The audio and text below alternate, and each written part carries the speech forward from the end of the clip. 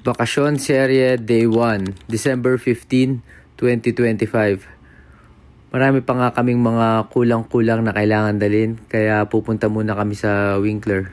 First stop namin, syempre, Dollar Store. Diba? Bibili muna kami ng mga laruan ni Savin para hindi siya mainip sa Kadalasan nga si Savin tuwing nangungulit at nasa ibang mga store kami at nagpapabili ng laruan, hindi namin siya binibili doon. So life hack namin, dadali namin siya sa Dollar Store.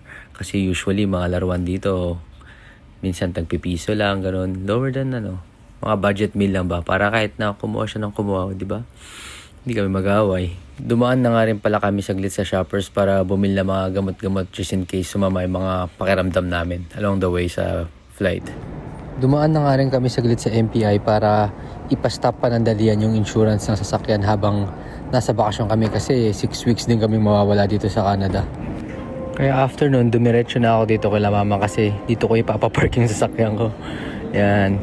Dalawa kasi yung parking nila madalas naman nasa work si daddy ko tsaka yung mga kapatid ko. Kaya dito ko na muna iwan yung sasakyan. Yan sinaksak ko na nga rin pala yung black heater para yung battery ko hindi masyadong lamigin sa winter. Alas 3 na nga ng hapon nung makarating kami dito sa airport. Pero flight namin 6 PM pa naman. Napakaswerte ng araw na to. Kasi ba naman, ewan ko kung nakyutan ba siya sa akin o nakyutan siya kay Savin. Pero yung 3 hand carry namin dapat na bagahe, pina-check-in niya na. Libre na daw yun. Ewan ko kung bago ba yun ng Air Canada or swerte lang kami talaga at mabait yung nagbabantay sa gate. After nga ng security check, nagugutom na daw si Savin tsaka si Sam. Kaya ayun, nag-aya mo na silang kumain dito sa lounge. Hindi na nga sana ako kakain I-reserve ako na to para sa Pilipinas. Siyempre, sigurado dun hindi ako makakatanggi sa mga pagkain.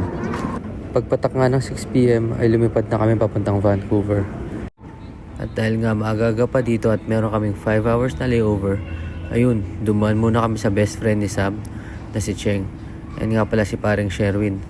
Tsaka si kumaring Cheng. Ayan. Di pa nga nakakalis ng Canada. Ayun, lamon na naman. Napakasarap kasi ng kare-kare. Sino ba namang maghihindi dyan, di ba? Mga 11 PM na nga pala dito at nakabalik na kami sa airport. At dahil maaga pa, naglibot-libot muna kami at nag-walking, nagpapatunaw muna ng aming mga nakain. At ayun, napadaan nga kami dito sa isang tindahan ng relo dito. Nagsukat-sukat lang baka sakaling may bumagay. Naghahanap kasi ako yung mga tagto 200 lang kaso out of budget pala to, masyado palang mahal. At yun lang muna po for today's video. Bukas ulit. Bye!